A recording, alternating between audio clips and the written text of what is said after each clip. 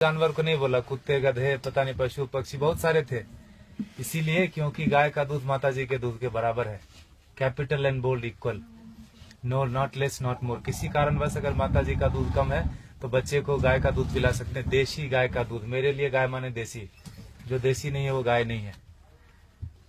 अब विकास इतना हो गया हमारा कि अब जर्सी को बोलते हैं सामान्य गाय, इसको बोलते हैं देसी गाय। आप समझ रहे हैं? क्योंकि वो उजला पदार्थ ज्यादा देती है इसीलिए कट गई।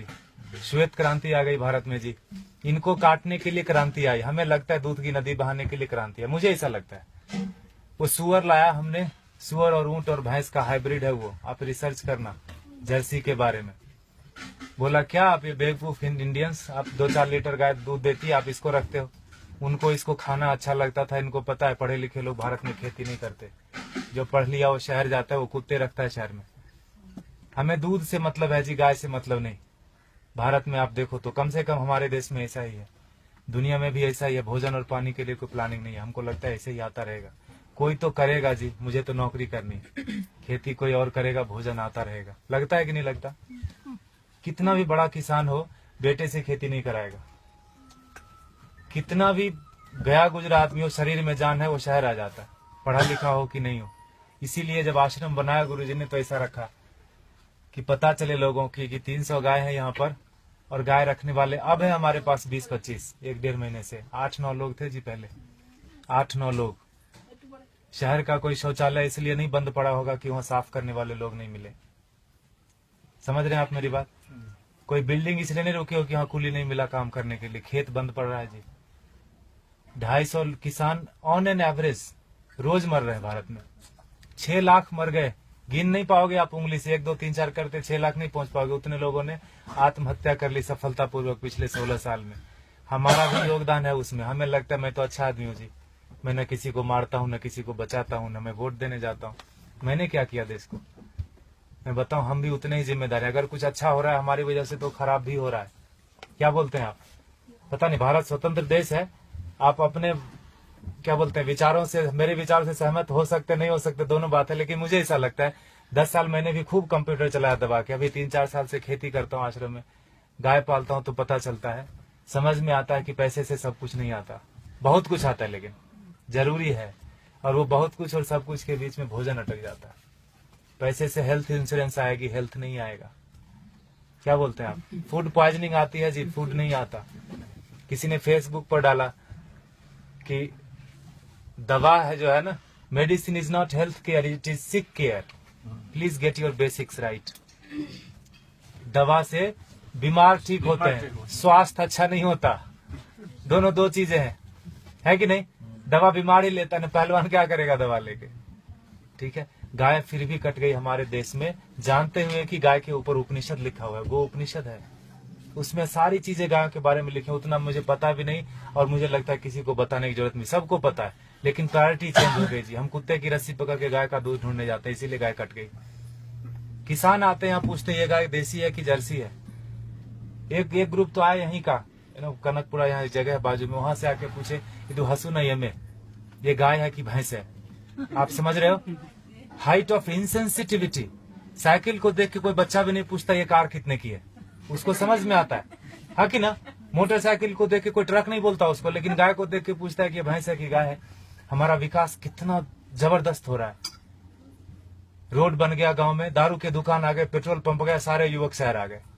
ये है विकास। होता है कि नहीं होता? और 10 साल अगर आपका बेटा रह गया शहर में तो जान लो 11वीं साल से वो घर नहीं आएगा। वो तभी आएगा जब उसके बेटे की छुट्टी होगी और उसका बेटा बोलेगा let's go to our grandpa's place. दादाजी के घर जाते हैं, वो उसका घर नहीं है, वो दादाजी का घर है। हाँ कि ना?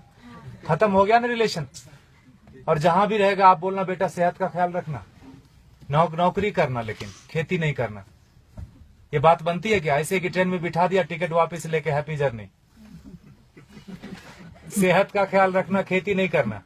दुनिया का सबसे बड़ा धंधा है ये, क्योंकि हर जीव को भोजन चाहिए। इंसानों की छोड़ो, सारे कीड़े मकोड़े सबको चाहिए भोजन।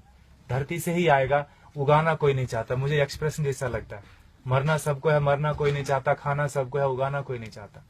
2,500 किसान एक दिन में खेती छोड़ रहे हैं भारत में। ये भारत की बात है खाली, भोजन पूरी दुनिया में लोग करते हैं, और पढ़े लिखे लोग नहीं करते, इसीलिए किसान मर जाते हैं। 4-5 दिन पहले एक बिल पोस्ट किया था फेसबुक पर किसी ने, 2000 किलो अनार उगाया किसान ने, शहर गया बेचने के लिए और वापस लेके कितना रुपया है पता है? 3 रुपये 80 पैसे। 2000 किलो अनार अगर वो रोज खाता भी ना तो 2-3 महीने तक अच्छे से भरपेट खाता, खून बनता अच्छा उसका। 150 रुपए से कम में सड़ा हुआ अनार नहीं मिलता जी किलो। 2000 किलो कितने का हुआ वो? Get your mathematics right.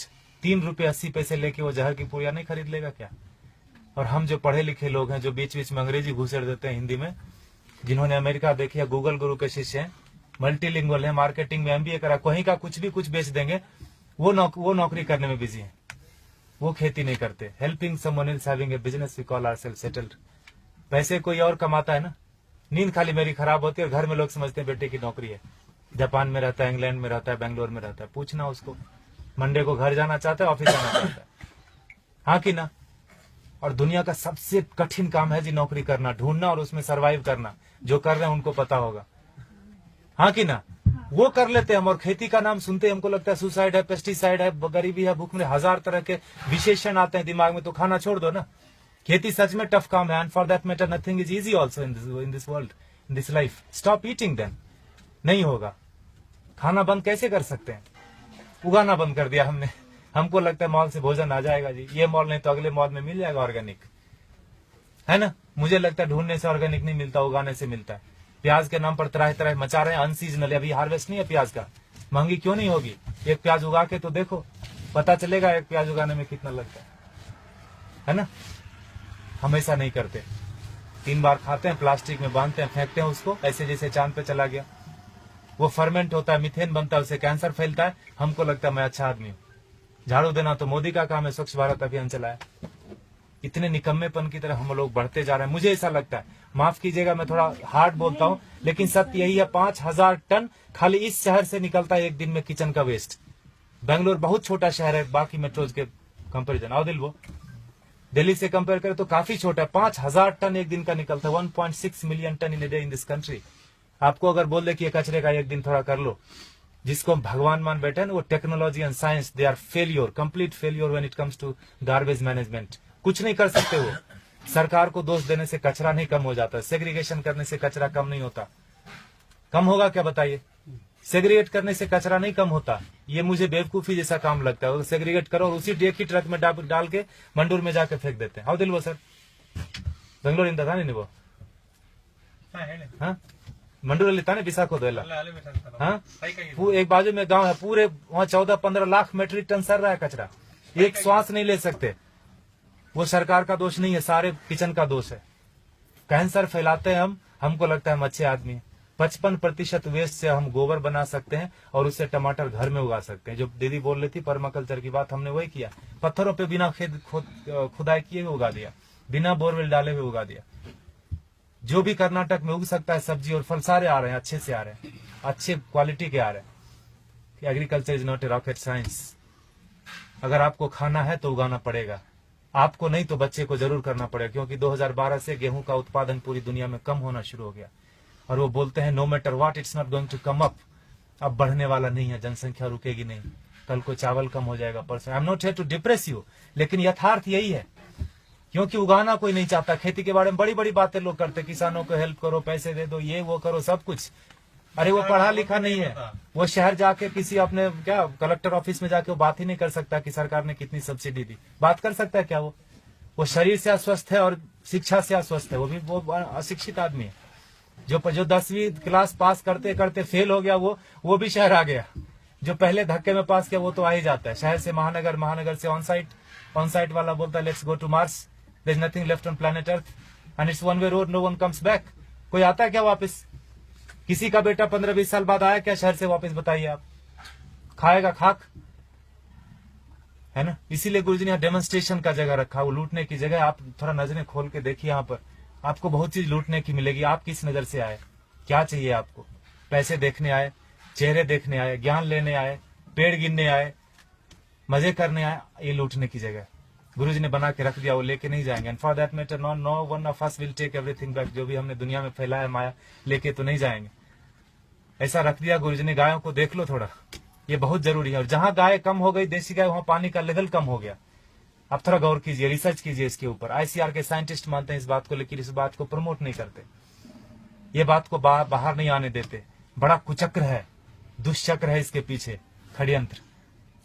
गाय जहां ज्यादा है वहीं पानी का लेवल है। 3000 फीट चला गया यहाँ पर पानी, 30 फीट से 3000 फीट 40 साल में चला गया। हमें लगता है मॉल से पानी आ जाएगा, आई मीन टैंकर से आ जाएगा, मॉल से भोजन आ जाएगा। लगता है कि नहीं लगता? देखा होगा आपने, किचन में भोजन किया ना, खाना खाया आपने, आश्रम में प्रसाद लिया, थाली धोया ना, तो थाली में साबुन लगा रहे थे तो नल खुला था। एटीट्यूड, हजारों लोग खाते। ये आश्रम की बात नहीं है, ये हमारा आपका सबका बात है। बाहर की दुनिया, पानी है ना जी 21 रुपए लीटर, कौन सा महंगा है? 500 रुपए में एक टैंकर आ जाता है। 5000 भी हुआ तो कौन सा पहाड़ टूट जाएगा। हाँ, सब्जी वाले के पास, ठेले वाले के पास जाओगे तो जरूर महंगा पड़ता है सब्जी। मॉल में महंगा नहीं पड़ता, ठेले वाले के पास महंगा पड़ता है कि नहीं पड़ता? 100 का 125 मॉल वाले को दे के आते हैं, just because it is fridge we feel it is fresh. हाँ कि ना? फ्रीजर में रखा है, जब तक बिकेगा नहीं वो हटाएगा नहीं। He knows how to maintain that self life. GM food बेच देते हैं। ठेले वाले के पास नहीं है, बेचारे के पास फ्रीजर। थोड़ा गंदा दिखता है सब्जी, हमको लगता है ये खरीदना नहीं चाहिए, ये पैसे से इसकी जान बच जाएगी, ये पैसा भारत में रहेगा, why should I do that? तभी मरता है आदमी, तभी मरता है। 50 लाख से ज्यादा लोग साल में एक बार, आई मीन हर साल दुनिया में भूख से मर जाते हैं।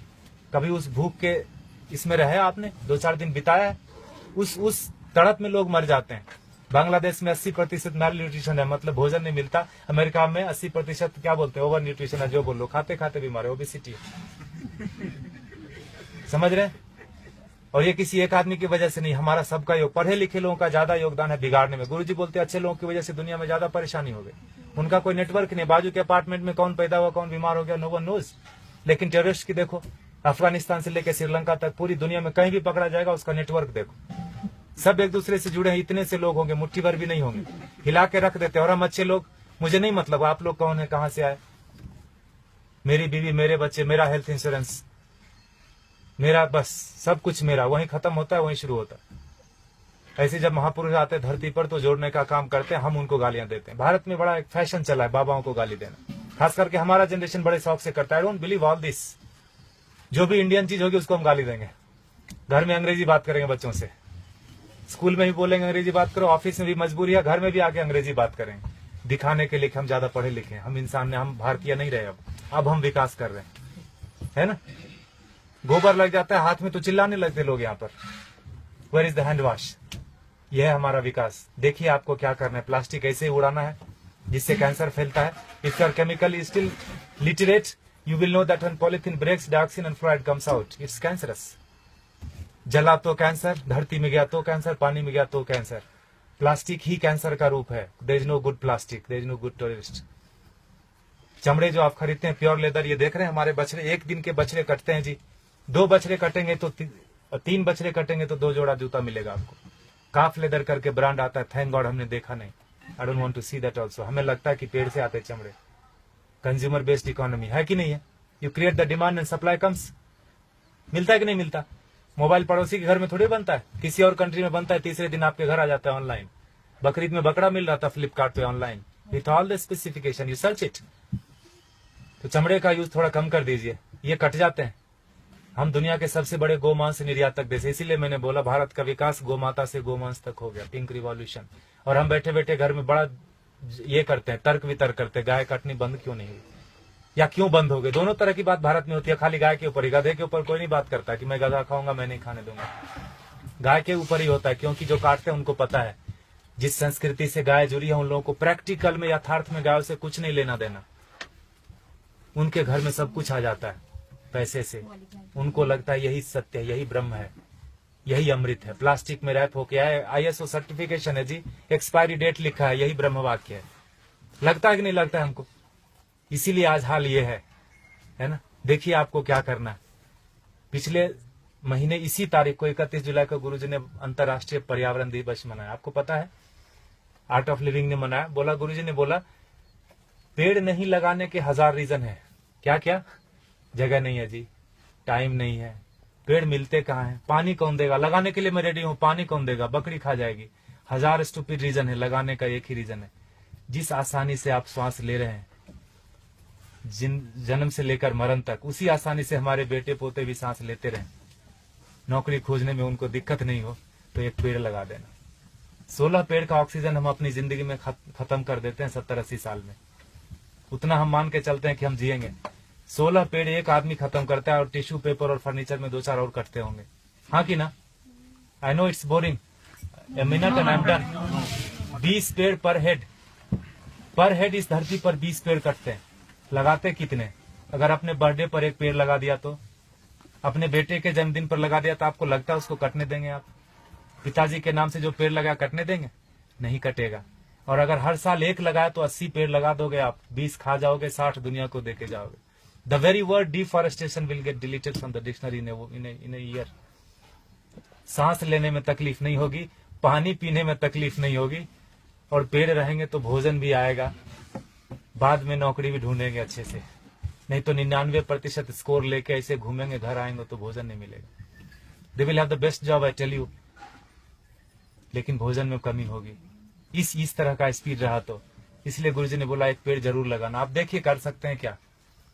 भारत अगेन स्वतंत्र देश है, यहाँ तो बम लगाने की भी स्वतंत्रता है। कोई इश्तेहार दे के बम नहीं लगाता। लगाता है क्या? आज इस कोने में बम लगा, मत जाना। पकड़े जाते हैं तो पता चलता है फलाने जगह पे बम था। तो स्वतंत्रता का हम यूज कर सकते हैं। माना कि हर जगह प्लास्टिक मिलती है, वेरी ट्रू, लेकिन हम प्लास्टिक नहीं खरीदे तो जेल नहीं जाएंगे, ये भी सत्य है।